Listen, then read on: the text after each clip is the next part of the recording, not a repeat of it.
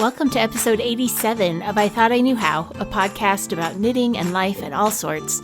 I'm your host, Anne Frost, and this episode was recorded on October 24th, 2022.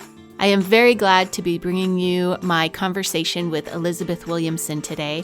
We had a lovely long conversation, so I'm just going to quickly thank Knit New Haven, Morehouse Farm, and my patrons over at patreon.com/I Thought I Knew How for sponsoring the podcast.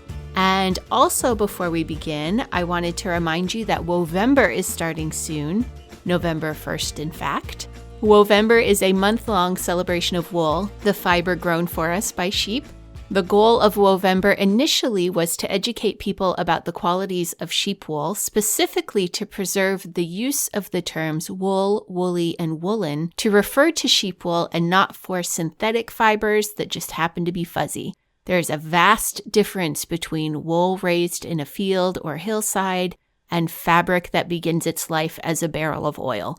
Those differences have environmental, economic, and social implications, so it's no small thing to appropriate the term wool to use for something that is 100% acrylic. Over the last few years, the Wovember blog was discontinued. It's still there at wovember.com, and I encourage you to check it out, but Wovember became just an Instagram posting event. The Instagram posting event will continue this year. The prompts will go live at the I Thought I Knew How account on October 27th. And then every day of November, make a post using the daily prompts as your guide. Include the hashtags Wovember and Love Wovember in your posts so we can track your progress, because there will be 3 prizes. 1 prize for best photo, 1 for best writing, and 1 will be drawn randomly from the people who successfully post for all 30 prompts. If you get behind on your posting, that's okay. Please don't work ahead, but you're welcome to make catch-up posts. The prizes are still coming together. If you have a wool-related business and would like to contribute toward one of the prizes, please email me at ann@ithoughtIknewhow.com, and then watch the I Thought I Knew How account on Instagram. And a few days before Wovember begins, I will post what all the different prizes are. Also, the blogging component is returning. There's a new website going up, and lots of folks involved with the woolly world have stepped forward to contribute posts to the blog as the month goes on. The website is up and waiting. You can find it at lovewovember.com. Each day, longer form posts will go live on lovewovember.com, and my hope is that that website will become a second depository for information, entertainment, and more related to wool. I hope you join in with us to celebrate Wovember on Instagram and at lovewovember.com. Now, on to my interview with Elizabeth. Elizabeth Williamson is a very skilled knitter of Shetland lace. She grew up in Shetland and learned knitting from her family members as well as in the schools. After marrying, she lived all over the world with her family, taking her knitting along with her. In 2021, she began recording her patterns for us and teaches classes both online and in person. Please enjoy my chat with Elizabeth, and I will be back again in a few weeks with another episode. Thanks for being here, Elizabeth. Thanks for having me. How has your wool week been? I have had an amazing time, and I have been so looking forward to it, because I have to say I was really disappointed when it was cancelled. And then last year I had another amazing experience when I did all the online for Shetland Wool Week. And met loads of really interesting, lovely people, and yourself. Well, thank you. At Wool Week, but I have to say, doing it in person and meeting everybody else is actually really good fun as well. It's a totally different animal, huh? Yeah, it is good fun. Yeah, I was able to take, the Shetland Twins class with you the other day, and that was really neat to be able to take that. Let's backtrack, though, a little bit, because I always like to start at the beginning and ask people how they started knitting, and I know you don't really remember, do you? No, I have no recollection of learning to knit. So what are your early memories of knitting then? None of my own knitting, really, until everybody around you was knitting, but I do remember I knitted a dress for my doll. It was pink and blue stripy. I have found it, but when we were at school, we obviously started on kind of just plain knit items, and then we moved on to Fair Isle, and then from there we progressed on to lace knitting. So was your family knitting for production in your early memories, or Yes. were they just for the family?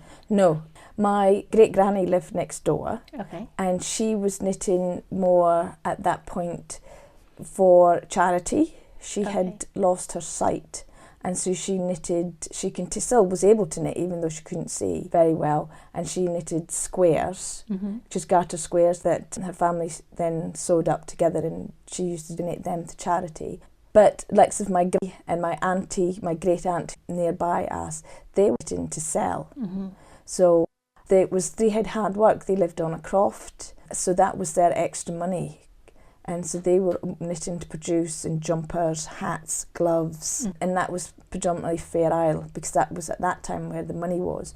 And my mother did knitting as well, but she is a lace knitter, my mother, and so she did finishing. She did jumper finishing for people. Interesting. So what would that entail? So mother she would be sent jumpers, and it'd be picking up and doing ribs and joining and things like that. But actually, that's a good question. I just know she finished jumpers. She used to get big bags of knitting in, and then it used to go out.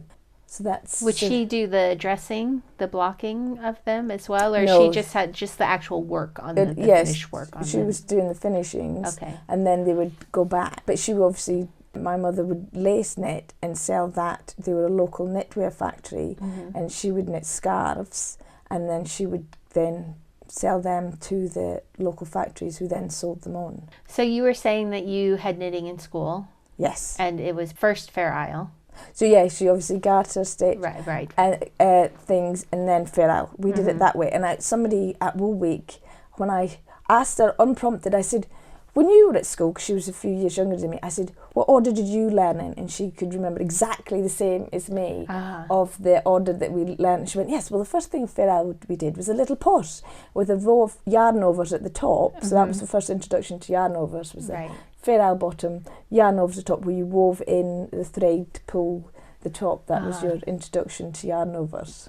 And you had it through your primary school years, correct? Yes, yeah.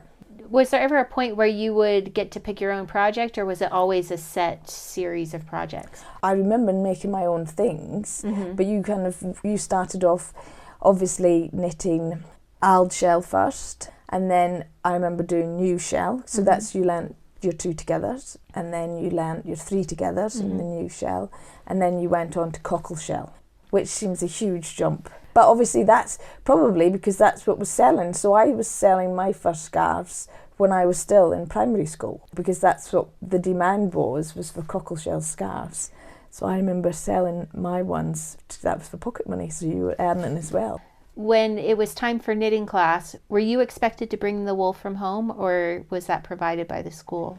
I think we brought the wool. So I would think one of your school supplies you were responsible for. I would think so. I would need to check with Mum because I can't remember, but they would have been in anybody's house. Lots of wool. Yeah. Lots of needles. Grab some on the way out the door. Keep a bowl of it at the door. I think everybody's houses would have been full of, at that time, wool, and because that's what most people were doing, and people would expect it to do it. And also a lot of people had to do it as well. Right, true. Was your teacher a dedicated knitting teacher, or was it your regular teacher who would also cover knitting? No, the knitting teacher was a lady who went around all the local schools. Certainly in the North Maven, when I come from area, she would visit all the different schools and do the knitting classes. So she was a specific knitting teacher. So was it once a week, or was it? Would have been once a week, I would. So your mother was finishing knitting for extra money. Was she also knitting lace for pay at that point? She probably was. I just remember her knitting lace, because she always has, because that's what she likes to do, and that's what she... So lots of people do knit both, but people usually prefer one or the other, usually, because they're different skill sets, really.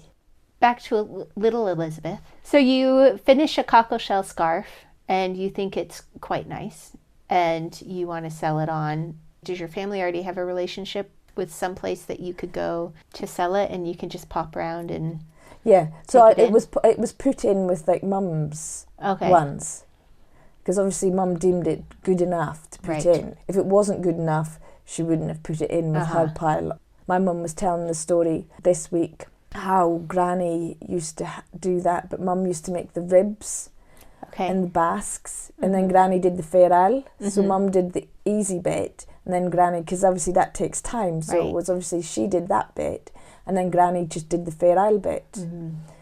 Yeah, and I think she said she got 3 shillings or something for doing the... It's big money. Yes. And so I think, well, obviously Mum deemed that it was of good enough, must have been of good enough to put in with her ones to put to the local knitwear. So when she took it in, would she have sort of drawn attention to it, like this is my daughter's work, or would it just been... I don't know. Probably not. She wouldn't have. If she deemed it was of a quality, I would think she'd have just... But I'll have to ask her, did you own up it was mine? Yeah, because I wonder, parental pride, No. I would think, though, if you think about it, everybody's doing it. Yeah, that's true. And you were kind of expected in some ways to keep doing it. Yeah, and the family, kids had to contribute. Yeah, she's got to. When we were growing up, telling Mum this week, and she was telling people about all her spinning and everything else, and going, yes, I remember, because Mum hates carding, and you have to card the wool. And I'm going, yes, I remember sitting there having to do the carding, and you had to get when you put them on the back to make them into like the sausage shape, getting it correct for her to spin. Yes, I remember doing that. Because obviously, if we were doing that bit, she could just be spinning. She could just focus on the spinning. Yeah. You see, she told me a story as well about how her granny's sister, one liked spinning and one liked knitting. So one sister did all the spinning and one sister did all the knitting, and then when they sold the garments, they halved the money. So because then it was a shared... Because obviously people had to do this, but obviously people have different skills or like doing different things. So they, between them, produced the items, but they did it between them. Yeah. There was, I think, Ian Tate, I want to say, was the one who shared this story in his talk the other night. He's one of the curators at the museum, was saying that they found in the records a set of sisters who one would knit and the other would do the housework. And, made it... The way he presented it made it sound like, the one got to knit and the other one was stuck doing the housework. And I just thought, well, there's lots of reasons for that, really. And it could have just been preferences. She may not have liked the knitting, but it also, if you're knitting those fine lace shawls, you're not going to want to be scrubbing floors and doing dishes and things. Your hands need to stay Your hands in need good to be condition. soft. Yeah. I have to say, every night before bed, I put... Especially when I've just knitted my latest shawl, your hands have to be smooth. You can't have anything that's going to snag your one-ply lace, or you could snap it. Yeah. So you tips and tricks. You do need soft hands. Yeah, I have heard of people having cotton gloves that they use to knit in. Yeah. Yeah. Because if you break it. Well, we'll be talking about a one-ply project towards the end of this interview. So you are learning Fair Isle and lace in school, and you're seeing Fair Isle and lace being knit all around you.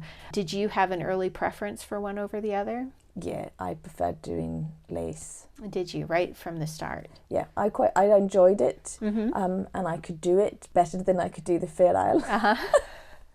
But then I didn't do a lot of it, because obviously you're a child and then you're a teenager, and it's more fun to make items of clothing like ponchos or jumpers or things like that. So I suppose I came back to more lace knitting later on.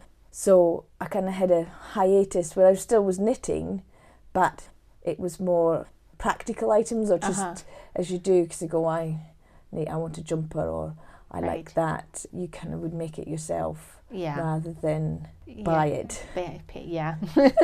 Or you'd fight. Obviously, it's you might feel the same when you go into a yarn shop. You go, oh, that would make a lovely whatever. And then you're inspired by the yarn that's around. And there used to be a shop here in Lerwick that used to sell lovely packs that used to buy and make jumpers with them. So it was all the whole scheme and colour schemes, and it had different types of yarns. And then you used to knit jumpers, really colourful jumpers and stuff that was a bit stripy, but they had mohair and different types. Oh, nice. But it was all kind of done for you, so you just bought the packs and made like the jumpers. Late 80s, early 90s funky sweaters. Yes. Have you ever heard of an idle pin? No. So an idle pin is the knitting that you do for, well, at the moment, I say my idle pin is the things that I do at night time while I'm watching TV. Okay. So because you've obviously got your complicated, like fine lace, and a lot of women would have their idle pin, which they would take to other people's houses. So in a boot de night, as we'd say.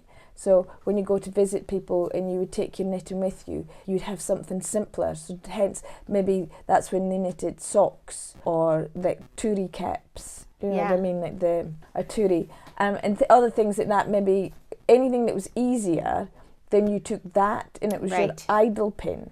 That's a great name for it. Although you're not idle. Just call it, yeah. Because you're knitting, but it's called your idle. But your brain can be more idle, I guess. Yes.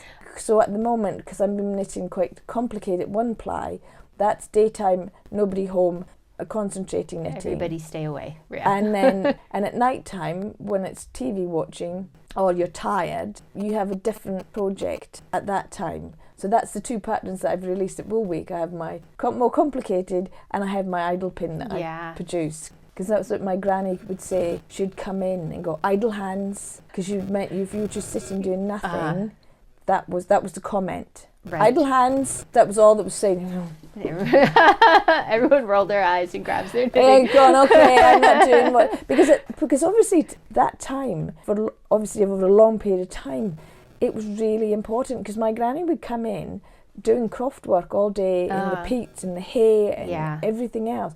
Since she came in, she made food, she sat down and she'd knit till like 2 o'clock in the morning. Oh, goodness. Get up, work all day, food, children, and then as soon as she sat down, nobody was allowed to sit in her seat because obviously that was where she sat because that had her knitting and everything around her. Yeah.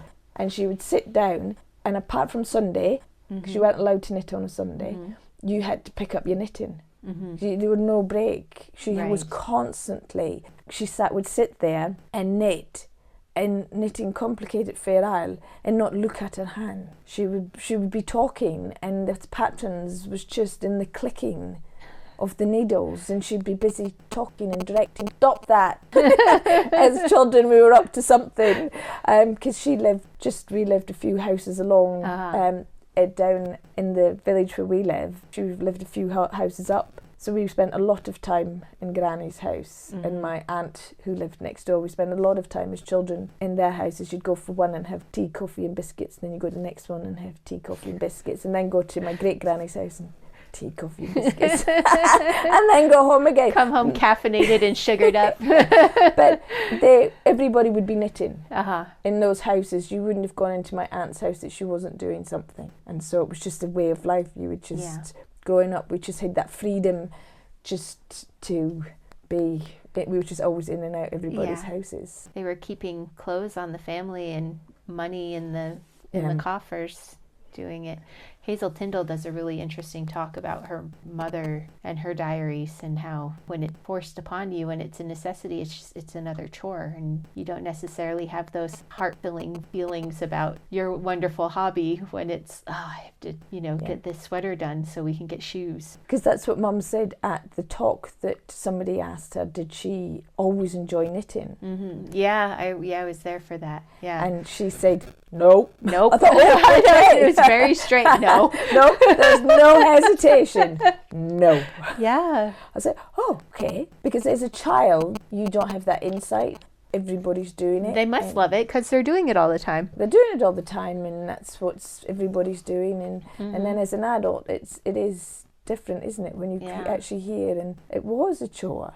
And I really, hats off. And living in Shetland and the weather and everything else and having a craft, it's not the easiest if that was your only source of income, and you had to supplement that with knitting.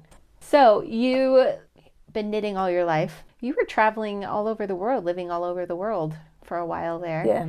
Were you taking your knitting with you as you were going? Yes.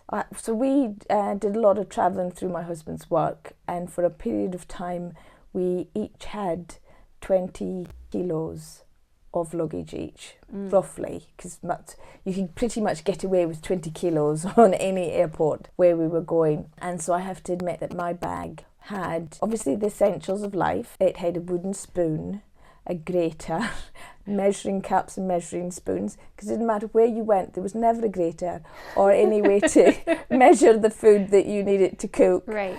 Very small section of clothing and quite a large section of knitting needles, crochet hooks and yarn. Priorities. Because you didn't know, because the places we were going, you didn't necessarily have any access to yarn shops. Yeah. So I have to say, in the distribution, they were probably a large piece of my suitcase that was actually over to wool.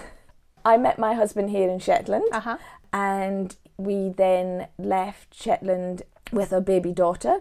She was 6 months old, and we went to Australia, and we thought we'd go there for a little while. And as things happened, we had another child and then another one, and we then lived in Australia on and off for about 13 years, but we moved around within that time. We lived in rural Australia through my husband's work, and so we travelled a lot, and then we did volunteer work. For about 2 years my husband was volunteer. I was full-on logistics manager. I always think that sounds so much better. I would get us from A to B with 3 children, and so we were in Papua New Guinea. My husband did volunteer work up in Papua New Guinea, so we did that as well as come back to Scotland for a year and a bit, and then back to Australia. But the call of family and Shetland Wool Week until it was cancelled. But it was firmly on the very, very high up, I have to admit. We did a pros and cons list of why should we move back to the UK and what was good about Australia and what was good about the UK, and obviously higher up than Shetland Wool Week was family. But it was closely on the list. It was there on my list was Shetland Wool Week and being back, because in the tropics, I still knitted in the tropics. Yeah. But it was a bit harder to knit being in the heat, 36 degrees heat, and wool doesn't necessarily, is not good together. Were you still knitting with wool, or did you switch to cotton or bamboo? Or no, I didn't, because obviously for knitting lace you have to have things that've got memory. Yeah, exactly. So I did move into making things that had a lot of silk content with wool, but I love knitting with lots of different things. Right. Different wools. I was still getting Jameson, the wool broker's wool sent over to Australia. I was still knitting with Shetland wool, as well as other different types of content. Yeah. Sea cell was very nice to knit with. A merino sea cell mix was lovely and soft and very light for like the tropics to knit with. So yeah, I do stick to what I know, but also I like to experiment with different fibre contents just to see how things look, and some work and some do not. Yeah. I switched to lace when we were in the Philippines, and did some quite large doilies, actually, like big, 2 feet round lace doilies, and was doing them with, what was it? It was linen cotton blends, which I can block out beautifully, but after a while it just sort of on its own starts, it's just sitting on a table, but it does start to lose its memory and need to be blocked out. So then I went back to wool too. Yeah. It does make a difference on how, and a lot of people this week, there were a few gasps when they said, and just ask, how do we dress this? How long should we dress it? Sorry. Yeah. And I said, how long? What? I said, well, ideally, at least 7 days, minimum 5. What? Lace needs to be blocked for much longer. Yeah. And I think a lot of people don't realise that, and then they don't understand why this thing that they've made, and it's beautiful, then all of a sudden just, even with wool, it starts to pull in on itself again. And so even with wool, if you haven't dressed it for long enough, it does come in. Yeah. And I've done that with items that I've made. I've been impatient, and I've gone, it's fine. It's been a few days, and I really want to wear it, and you take it off, but they very quickly shrunk back down, and so then I've had to redress it and go, right. It's really interesting to read about how that all works, because it's the same thing as using like a curling iron or a straightening iron on your hair, only it's much slower if you are just doing it when you're blocking. So we have all these little hydrogen bonds, but with a heating iron or something, it'll straighten it out, and the heat allows the hydrogen bonds to rebond in the new position very quickly. But when you're blocking lace out, the bonds are still there. It's hair, Yes. But in order for those bonds to reposition themselves with each other naturally without that added heat and pressure, it takes time. Yeah. So I think that a lot of people seemed quite surprised when that was what. But yep, so that explains the hap stretchers, right? Where you can stretch it out and lean it against a wall where it's out of the way instead of where all the kids are on the floor on a bed. Yeah, the hat boards are quite essential. But I always did when I looked at the pictures of them putting the haps on the grass outside, I think, well, this is Shetland. They couldn't have left them out for days. Yeah. They must have just had them out like that and then in again, because obviously you would have to, and I always wondered, did they re-stretch them every day like that? Because you couldn't, the weather here can be glorious sunshine like we've had this week. It's been lovely, had a storm, and it's lovely again today. Right. So you just wonder how. That's something that I'm always interested to ask. I was at the museum yesterday, and Carol Christensen actually talked about that a little bit, because they have the container full of the pegs in one of the displays, and someone asked about it, and she was saying her theory, and looking at photos, is that those are the everyday haps that are getting blocked out on the grass for the most part. Yeah. And that the finer lace that was going to be sent on was dressed on a board, so that could be longer, out of the way and left longer. But that the haps, you'd get a sunny or a semi-sunny day, you'd wash your hap that day and get it out and pegged. Doesn't need so much. Now, I do have listeners in Australia. Hello, Australian listeners. Are there lots of knitters in Australia? Or? Well, I obviously lived up in the tropics. Okay. So I didn't meet that many knitters. Just because I think it wasn't something that you widely even spoke about. See, I take my children to the play park and thing, and other children would come up to me and go, "What are you doing?" I said, "I'm knitting," and they'd look at me and go, "But only grannies knit." Well, I'm knitting. Yeah, I would always take my knitting to the play park. But I didn't meet an awful lot of knitters. I have a good friend that's in Australia, and I taught her lace knitting. I set her on the path, and now she's making great, beautiful things. She sends me pictures. So I didn't meet very many knitters. Just, I think, because it is quite hot. It's not an activity a lot of people do. People might do it because they've had a history in their family, or they may have moved from a colder place to there. But the really interesting thing was, I have online classes for my Shetland lace, so I do them online, and two ladies joined my class, and they actually come from just about an hour and a half away from where I used to live. Oh, wow. In Australia. And they were like, "I can't believe you were there for 10 years and we just lived up the road, and we could have been doing it in person with you." So, but that's the thing, they were two friends that have got into knitting Shetland lace, and honestly, it's just an hour and a half up the road from where we live. So it is quite bizarre now to be sitting back in the UK doing lessons and giving them advice on how to stretch out knitting and to keep geckos off it. And nobody else would understand the problems we have here. And we get those in the Philippines too. And how to check in for geckos and various other things. And most people don't understand their poopy stain. the troubles of knitting in the heat. Yeah. While you were still there, though, you started recording your designs. I mean, you've always been designing, right? On your own, because you just knit what you want to knit. You have that skill, right?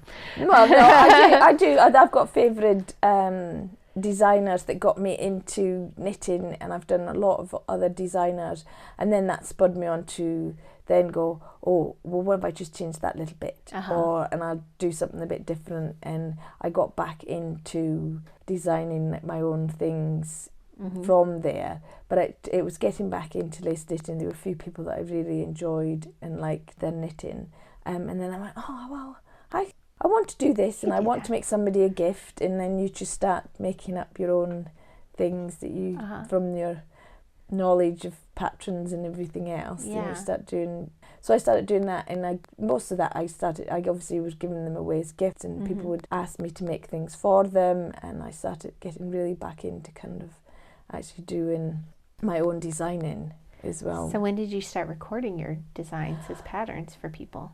So obviously I got encouraged to start producing them. So it was at the beginning of 2021. So I hadn't done. Okay, so not that long ago, really. No, it's not long at all, because my children say that I have too many, and too many shawls, scarves, and things, and I keep saying you can never have too many, because obviously new wool, a new design, a new idea you want to try out, and you want to make some. So, but my mum really encouraged me, just because so many people were asking, seeing things I'd made, and they wanted to make them as well, and so I did.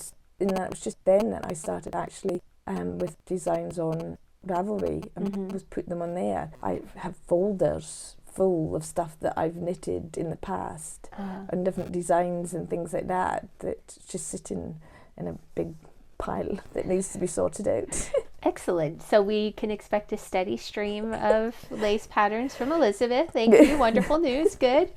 Because it's that this wool week I've been wearing a scarf that I made for myself, and the amount of people going, when are you publishing that one? I went, I would need to find the instructions again, because I had just done it, and you knit it and you think, oh, that's big enough, and then you just knit the next bit. Right. So I thought, I think I would have to re-knit it, because I think I made it up as I went along, and they go, please, would you publish that one? So I'll have to go back maybe to the drawing board. So, but you do have a bulky lace knit, don't you? Yes. I thought that was the pattern that you have. No, the one I was wearing was underneath this one. Oh, okay. It's been called layers upon layers of. I had a pattern with the bird's eye. Oh, that one. Okay, yes. I had that. But I've been doing 2 scarves this week, because sometimes it's been quite cold. It has been, yeah. So I've actually had one underneath, and then I've my nice big Sanis one that I made with the Sanis wool. Out of their Marl range, and I love it. Yes, and it looks so very smushy. It's my I wore it all last winter, and I love it. It's just so nice to wear. And when I was cold, I was wearing that on top of my other one. Layers on layers. Yeah, you have to in Shetland. You can't.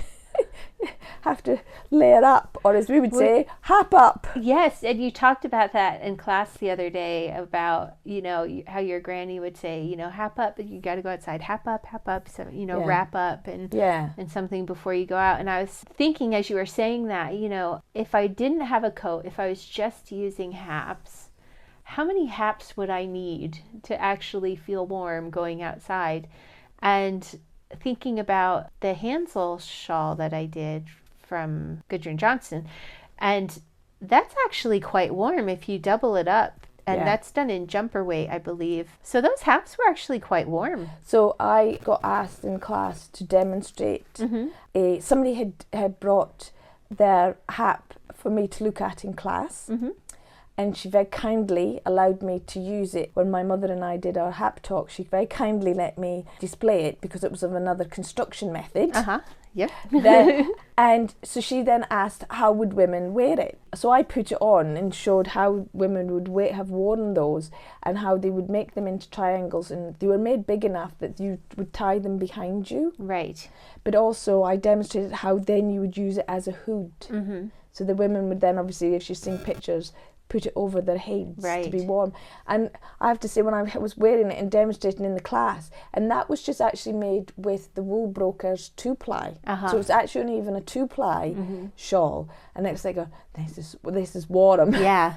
When you had put that on inside and wrapped it round you and pulled it over your arms to show how.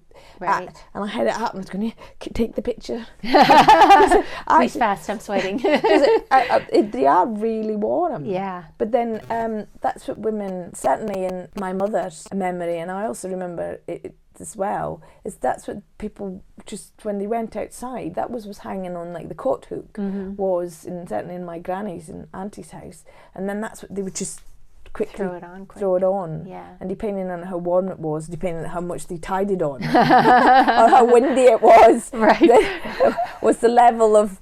But then they would just throw that, because they would be made with the jumper weight as well, for the everyday ones. A little more durable than the fine lace. Yeah. But they doubled over, because I have to, at the moment, because my blood has thinned, I think, from being in Australia, I've got a lovely big duvet on bed at the moment, and then I said, I'm a little bit cold, I said to Mum at night time, and she says, do you want a hap? So I've got a beautiful hap of Mum's that's then on the bed as well, and then but then people probably may have used them as well as beds, but that certainly is the way that I have my haps in the house, and the kids, when they're watching telly, then they wrap them around them, just to keep warm. Lovely. And that's the difference. That people do think that how could that be warm, but they are. Certainly the jumper weight wool keeps you toasty. Yeah, it does. Well, and it's really the space, right? It's the space in that garter stitch that is holding the air that forms the insulation. So you double that up, and you can get quite toasty. So you started recording your patterns in 2021, or producing your patterns, I'll say. It sounds like you've been keeping notes for a long time, which is great, because that'll make it a lot easier for you to give us this steady stream of patterns. And that's also when you started teaching for Shetland Wool Week. Yes. And that was online last year. So they contacted me to see if I would do, because it was obviously virtual last year, and so they contacted me and said, would I do the lace classes for them? Because obviously had other people doing the Fair Isle, and Helen Robertson was doing her classes online as well, and they had then asked if I would do some lace classes for them, and so then that's when I started putting together the little lace motifs. So in Shetland you don't hear people calling them motifs. Most people would just call them patrons. They're all patrons. But then I confuses people because they think they're expecting a whole big thing.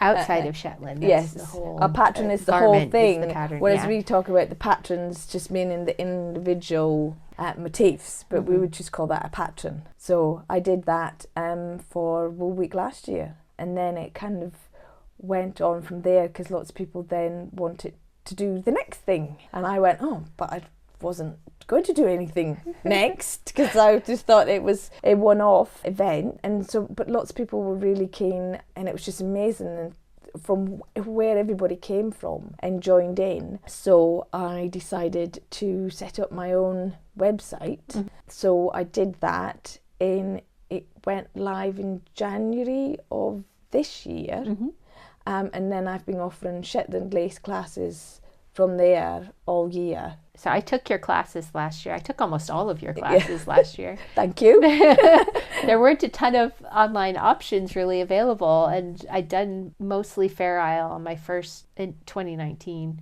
And so I was like, okay, lace, let's do all these lace ones. And so I was one of the what's next people. That was good. Yeah, you kindly came up with the mini hap class that took us through some of the lace motifs, but mainly the construction of, if you wanted to do a large fancy hap, how would you do that? And I thought you did a brilliant job of it, because you broke it into 5 weeks. It's 5 weeks, yes. Yeah, so we had a little bit of instruction and walk us through the next step. And then I use mine as a doily now, a lovely little doily, but it was very handy and very well organized, I thought, to take us through step by step. Have you had any of your students come back to you with a finished large hap that they've taken on after it? I've seen, yes, somebody's done a large hap. And just to warn people, if you do my class, I do look, and I will. The lady then had posted her how she joined it, but she hadn't quite joined it. She'd missed a step in her joining. Oh no! But my mother, knows her, and she says, I actually have a phone number, because what in the message that she posted online was that she was about to go away and dress the hat. So Mum goes, I think I have a phone number. So I actually rang the poor woman.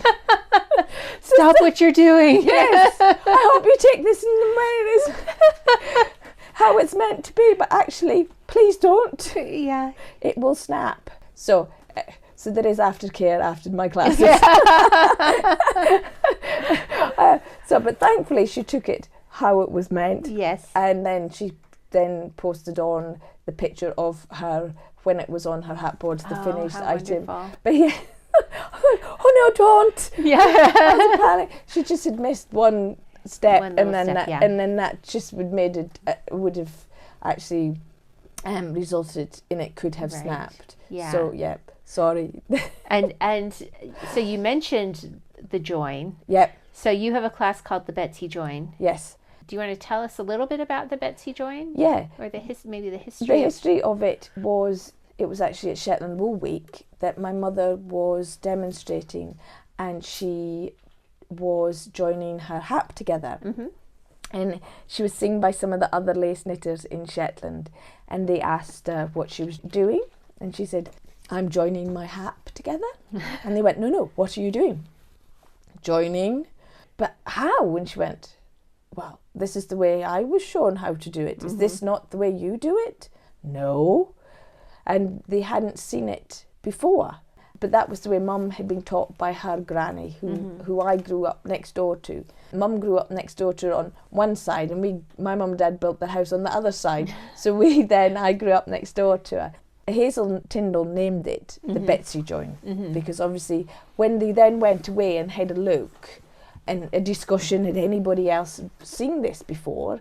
Because obviously the lady who saw Mum doing it hadn't seen it before, and amongst other lace knitters, none of them had actually seen it before. But it was just the way that obviously Mum had been taught how to do it, and she'd shown me how to do it, but she hadn't realised that's how she joins her cockleshell scarves or anything that needs joining together, both with live stitches or picked up stitches. You can use this method to join your knitting together. And so she hadn't realised that nobody else... That it was different. So Hazel then asked Mum about it, and Hazel had then named it the Betsy Join, which obviously my mum thinks should be called the Catherine Join, right? After her granny. Yeah. But I said to Mum, well, Hazel's named it the Betsy Join. We're going with the Betsy Join. Do you think it was just something that was being done in your family, or was it from that area, perhaps? Mum's not sure, because obviously that was just the way she was shown. And obviously Shetland is a small place, but obviously in times past, there were quite a big distance between North Maven to Lerwick to the South End, because obviously there's the stories of people going to sell their knitting in Lerwick, and they would take boats from the South End. They would actually come up to Lerwick in boats, and certainly from the Northern Isles into Lerwick. They wouldn't have come over land like what we do and drive. People did a lot of things by boat. So they were isolated. They were obviously mixed, but they were in certain areas. So you will see lace motifs and patterns can have different names in different areas or be slightly different. And people say that they can recognise families in knitting because that was the motifs and patterns that certain people would just use in knit, and from aunts and various. It's like my granny only ever knitted the same lace middle of a hap. She always just did the same thing. She would alter the border and lace aging perhaps, but probably it still was a scalloped edge. Change the border a little bit, and the same middle always. Mum said it was just that was her go-to in every hap of hers. And obviously, you can be a lot faster that way too if you just have your center the same every time. But then get quick at it. It always goes back to the fact that women didn't write these things down. It was memory. And they would have that patterns in their head, or they made them up as they went along in certain things. So you would probably have your repertoire of patterns that you use, like the centre of haps are always this, and that's what I do, and do slight variations because you're making them to sell. So it doesn't matter that they're the same, or slight variations in them, because you were obviously selling them on. So you're doing them for, like you said, speed and ease and things, and then it wouldn't matter that they weren't looking for each one to be completely different. And even with the Betsy join, it's such an ingenious way to join two pieces of knitting without having to Kitchener, and it creates a beautiful join with very little effort. And you teach a class on that, on how to do that. And I would encourage people, if you're curious about that, to take Elizabeth's class, because it's just one of those things that someone somewhere worked out, and it is so, whoever did it that first time is just so clever, and we benefit from it. I do think there's probably a lot of things that have been lost over time, and I'm guilty as the next person. Like, my granny used to tell stories about knitting and everything else when you were younger, and you're like, oh, granny's talking about knitting again, or old stories. And I wish I'd listened more. But obviously that's hindsight and age and everything else. But that does take us into something else I wanted to talk to you about, which is the fact that Shetland lace is now listed as an endangered craft. Yes. What are your thoughts on that, and how do we move forward on that? And does Shetland lace have a place in modern fashion and modern knitting, and just sort of want to hear your thoughts? As you probably can guess, I'm very enthusiastic about lace knitting and our heritage and being a Shetlander. As my mother told somebody yesterday, you can take the Shetlander out of Shetland, but never the Shetland out of the Shetlander. We're very proud of being Shetlanders. And obviously I'm very passionate. I really enjoy knitting lace, and I want other people to enjoy it as well, because we all now know the term like mindfulness, but that's what I find knitting is for me. It's a really enjoyable thing to do, and you get to produce wonderful items. But I'm lucky because I'm in a generation that I'm doing it because I enjoy doing it. Right. I think that's the difference. We now have the ability to choose what we do rather than having to do it for necessity.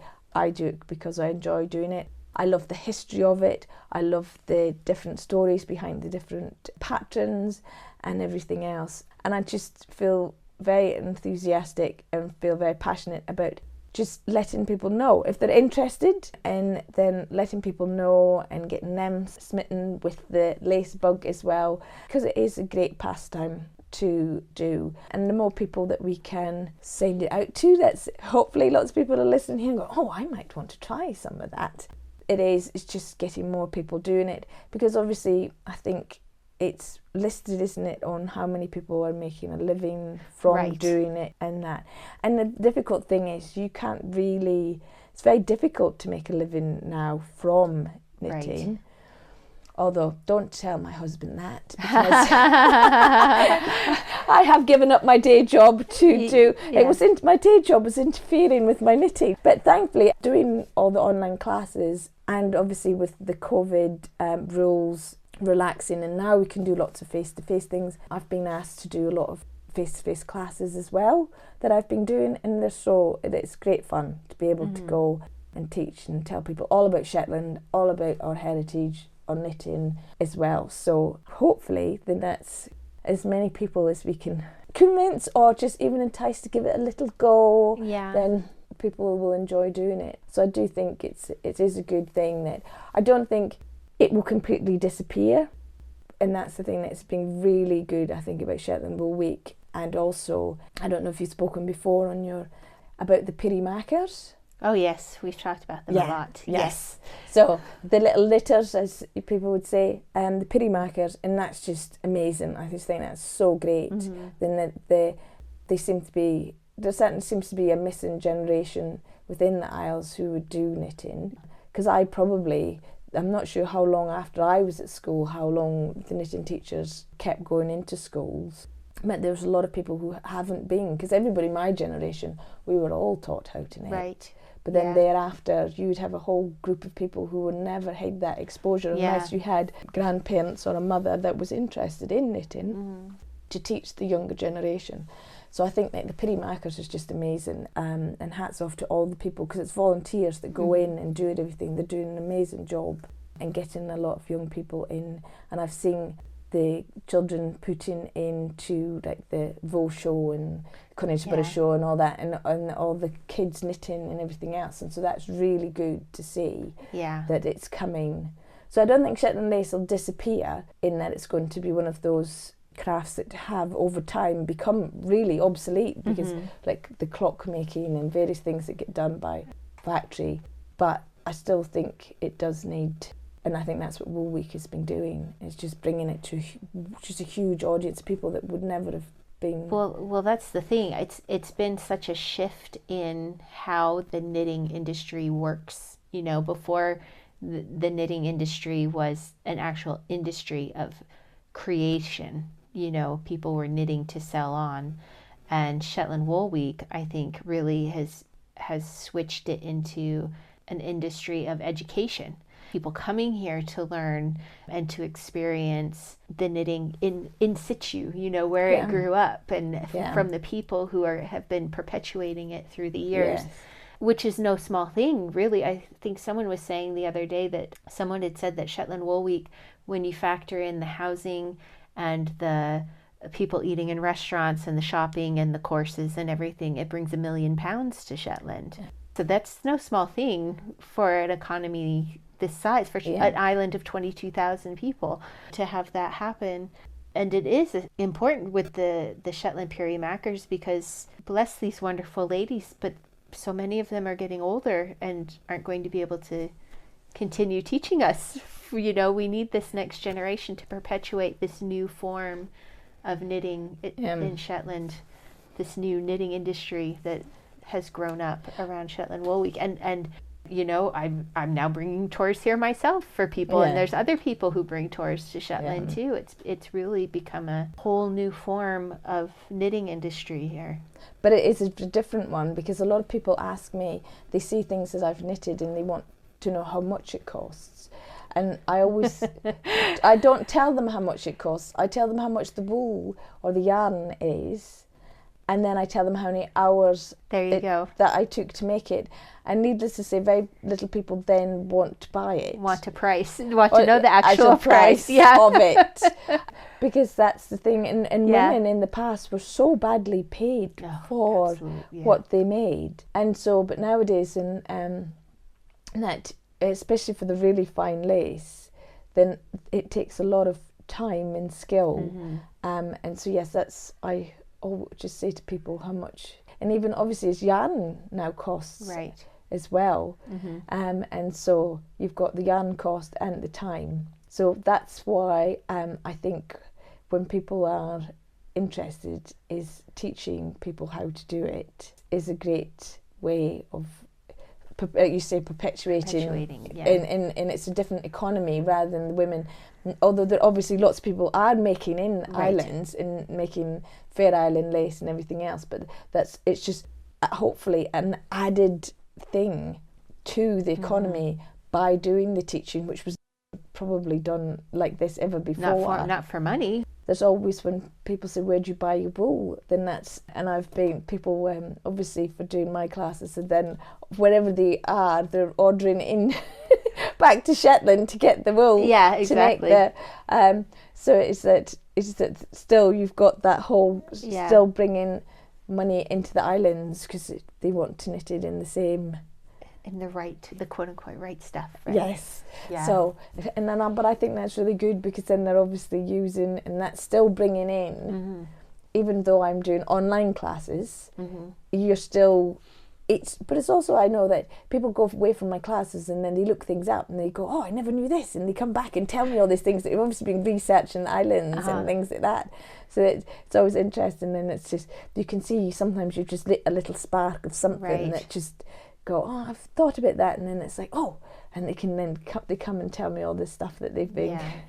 I find more people are reluctant to try lace than to try Fair Isle or cable knitting or whichever form of knitting is out there. Lace seems to be the one that people are most scared of. Do you have any advice for those people?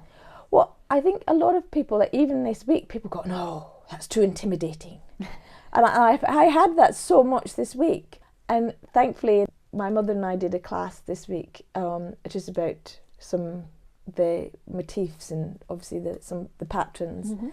And I'm really pleased that a lot of people left going, oh, that actually is not as bad as I thought it was going to be. I really enjoyed that. This has actually spurred me on to do something, because I think a lot of people look at really fine Shetland lace and find it intimidating, where actually I said to people when they start my classes or I meet them, it's actually okay to knit it in 4-ply.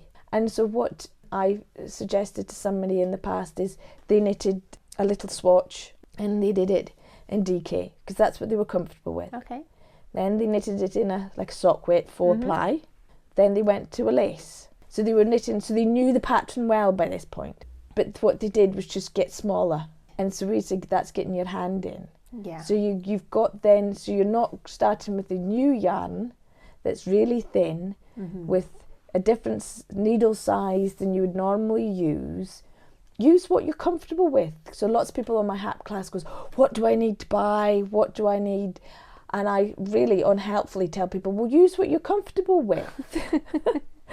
But I thought I would have to knit it in. I said, well, I suggest lace weight, but if you're not comfortable, I've had people make it on much thicker yarns. Yeah. Because you get your hand in, and then you know the pattern well, then try it again a little bit smaller, and then a little bit smaller. And again, right now, you are wearing a lace shawl you've knit out of a bulky. Yes. No one's going to yell at you if you start your lace in a bulky or a worsted. No. And that's what I did. Well, it's when you see yarn and go, oh, I love that, but it's chunky. What could I make with that? Because I really want to make it, and I felt it, and I've squished it, and and you go, I want to make something. But my thing is lace. Well, I could make it in lace. So I tried a little swatch and I'm like, well, that works. And that looks good. And you can knit up. So you can knit, but people will tell you that that wouldn't be Shetland lace. But it's just a yarn over and 2 together. And it's made with Shetland wool by a Shetlander, and it's not Shetland lace. Well, okay, it's fine. It's not Shetland fine lace, maybe, but it's certainly on a garter base, right? Using the motifs from the area. So it gets hard. And so one lady, one of my classes, she came with the DK weight, and some people had fine lace in the class, and she I feel because she had a DK. No, that's perfectly fine. Yeah. And hers just was a little bit bigger, but guess what? There was full of yarn overs and 2 together and 3 together. But she was happy with what she was doing. But it was a skills class rather than a material. And she was learning the skills. To me, because I think what people do, it doesn't work or they find it harder, then as we'd say in Shetland, you'd spread it back, or you say like take back. Right. You'd spread it and just give up. Because you go, oh, I can't do it. And I just want everybody just to, everyone's got the comfort zones of what they're happy doing. Right. And if that's what you feel and that's what you normally use that. Yeah. And then that gives you the confidence to either stick with that and knit the whole thing in that size, or you can then just work your way. Go finer. But then you know the pattern, so you're not having to concentrate on sorry, that was a long answer to you. But I think it was a full answer, and I think an encouraging answer. You don't have to start with the 1-ply full hap completely done in lace. You can, start with a yarn thickness you're comfortable with, and just do a scarf with some lace patterns in it. That's why I did the mini hap, and that's where that came from, was because so many people would love to do a Shetland hap. But they are intimidating. Yeah. Like the one that that you saw that Mum had made from 1-ply, it's absolutely beautiful. But for a first attempt, that's an undertaking if you're not used to 1-ply or Shetland lace. Right. Is to commence something of that size. If you're my mother, you commence that with no pattern and you just start knitting it. You just do it. Yeah. But she has many, many years of experience. Yes, exactly. She's not a newbie. Yeah. And did you write it down? No. But so that's where the mini hat came from, was that you get all the skill acquisition in miniature, and you can apply it to a larger one. And then in that time you know what you're doing without trying these skills of joining and decreasing and everything else. because if you go wrong and you've got 552 stitches, it's okay to go wrong when you've got 52 stitches. Right. Much easier. So that's Start small. kind of where the idea initially came for that. Yeah. Now you have some classes coming up on your website. Yes. That are suitable for a lace beginner. Yes. Tell us about that class and when that's going to start and how people find that. So that's on my website. And then that's... Go ahead and give the name of the website. Oh, so it's elizabethwilliamsonknitting.co.uk. And on there, it's a beginner's class. We make a scarf. It's an introduction to Shetland lace where we do and go over all the stitches that you'll need. And so as the scarf progresses, each pattern builds on a different skill. And by the end of it, so you knit both ends the same with different patterns, and then you knit the middle section. And then in Shetland, we've got a join that is a Kitchener stitch, but it creates a garter ridge. Right. So it doesn't create a stocking stitch join, because obviously in Shetland lace, it's on a garter base. So this is a join that you use to recreate a garter ridge, so you cannot see where you've joined the scarf together. And you have had a sample of that around this week, and it's lovely because you did a different color for each of the lace motifs. So it ends up being like stripy and lace, and did you use a fingering or is it? Yes, I did. I'm trying to think. I did use so it's a fingering weight, so it's very unintimidating and a wonderful place to start. Yeah. But you also have a class for those of us who need to kick ourselves into advanced level lace. Do you want to tell us about that one? Well, this is because people, not mentioning any names, Anne, who then went, I've done this, what's the next step? I've done this and I'm feeling that we need to do the next thing. And thank you for joining me on this journey from beginning at Wool Week last year and being the person who's gone, we need something else to do. Okay, fine. I'll get my designing hat on. It's a good thing I signed up for the class then, isn't it? Well, there's quite a few people that have done all the other classes out there. And they're like, what's next? What's next? So it is a fine Shetland lace shawl, and in that class, it's a sort of a knit along, a bit like a beginner's class, because everybody knits at a different rate. What the classes are going to be is actually going to do a swatch, and on that swatch, then you learn all the skills that you need to make the thing in full, because obviously everybody will take different time to make. So in the classes, you will be doing the Betsy join, you will be learning how to knit. So in Shetland, I don't know if you've mentioned it before, we just say openwork. We don't differentiate. For lace, all lace is openwork. Yeah, we don't differentiate. But in this pattern, there is obviously both types of lace knitting. And so it's discussion on how to read the charts, because a lot of these fine lace items, it is only charts. They're not written instructions. So how to read charts, how to decipher them, how to make them friendly.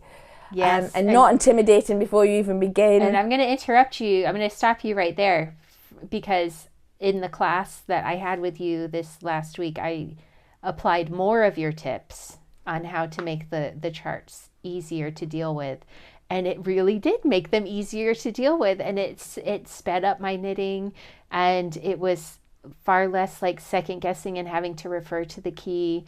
And so even just for that was wonderful. Sorry, continue, please. No, not at all. But obviously, we'll do a swatch, and then you'll learn on the swatch how to attach a lace edging, and also how to knit round a corner, and how to get that beautiful actual right angle for a corner, and how to place your lace edging so that your peak is opposite your corner, and so it lies, because that's the thing, we spend all this time knitting these items. And as one lady said the other day, Shetlander lady said, well, if you don't dress it properly, well, then that's just all your time wasted. It's the finishing of the item, that if you doesn't block and dress properly, well, you've done an awful lot of work and it doesn't look right. She was all about the finishing and how it looks at the end. This is how my mother was taught. and she taught me how to do that knit round the corner, which is some people find harder to do, because a lot of items people would knit the whole lace aging first. Right. So on haps they would actually knit the whole lace aging first rather than doing the whole lace aging at the end. Mm-hmm. So that's another different skill to add into your repertoire. Excellent. But we just do it on a little swatch, and then everybody go away, and then there'll be follow-up Zoom classes just to catch up if people want. They'll be sent out classes, and if there's problems there'll be a private group, and then just can chat and see how people are getting on. Excellent. And the shawl itself is gorgeous. Oh, thank you. It's done in the wool brokers, so Jameson and Smith 1-ply. Yeah. Which I went and bought. I'm doing it in silver. I'm looking forward to it. But I tell you, I still, every time I see that shawl, I just get like uneasy butterflies in my tummy. But I'm going into it knowing, this is going to be a learning experience. And we're going to see this through, and it's going to be good. But it is an absolutely gorgeous shawl, patterned throughout. And I'm sure you wouldn't judge people if they wanted to do it in jumper weight or normal lace weight. And it's also just have a bigger shawl at the end. Yeah, exactly. You do. Or once, obviously, in the pattern, there's a way to make it smaller. Okay. And also, so you could have a thicker yarn, do the smaller size. Yes, and you can do a smaller size. It was with that in mind that you can make it a little bit smaller and make it bigger. And also, there's that thing that my mother looks at it, and obviously I've used left leaning decreases in it, and she's like, I would just knit all the way through it, knit two together all the way through it. And so there's that. But obviously lots of pattern nowadays all do have. Yes. And so that's why you will find within the pattern that it's the traditional, in that it's knit two together for that pattern all the way through it. But the next pattern does have a left leaning decrease. Left leaning and the right. But if you're doing it on the fine, and you would be happier doing it all knit two together. Yeah. You can do it all knit two together. Yeah. So that, and then again, that was a speed thing with the early lace knitters, where they just, because the yarn they were knitting with was so fine anyway, that they could just knit two together instead of doing SSKs. Yes. And once it was dressed, they could, it was so fine they couldn't see. But some so people want that. So So there's a few things that obviously for different levels I've made it so people can, but I wanted people to experience lots of different the patterns as they are. Mm-hmm. So not trying to confuse people, but I just wanted people to be able to see, have options and make it so that I want people to enjoy knitting. Yeah. And not feel intimidated and put off when they see them. Yeah. And that's what I really, but I just, by doing a little swatch and stuff together, then that way, then hopefully won't feel so intimidated by it. Elizabeth, before we wrap this up, I would like to give you an opportunity to just tell people where they can find you, like all the different places they can find you. I do have an Instagram page. And that's Elizabeth Williamson Knitting, at Elizabeth Williamson Knitting, and then I do have a Facebook page there, and then I have my website, which is obviously Elizabeth Williamson Knitting as well, and so you will find me. And you're also, you have your patterns on Ravelry. Oh yes, too. I do. Yeah. Yes, I forgot that. Yes, I do. It's good you keeping me right. I'm not very good at promoting myself, as you can see. Yes, all of this will be linked in the show notes. Yes, folks. Find it in the show notes. So that shows you how good I am at my self-promotion. No, I'll make sure all the links are in the show notes for everybody. Okay, must do better. Elizabeth, thank you so much for sharing your thoughts on this. Thanks. Well, thank you so much for having me today. Thanks again to Elizabeth, and thank you for listening and knitting with me and Elizabeth for a bit. If you'd like to support the show, please visit patreon.com/I-thought-I-knew-how to make a monthly pledge. You may also consider making a purchase from one of our sponsors by visiting the website I-thought-I-knew-how.com and clicking the link at the top that says Be a Booster. While you're on this site, you can also find the show notes for each episode. Thank you ever so much to my patrons, Knit New Haven and Morehouse Farm, for sponsoring the podcast. Find me on my social media accounts as I Thought I Knew How, except on Twitter, where it's just Thought I Knew How. The groups on various platforms are all called I Thought I Knew How Podcast. Until next time, may you be blessed with stitches that never drop, yarn without joins, and plenty of time to knit.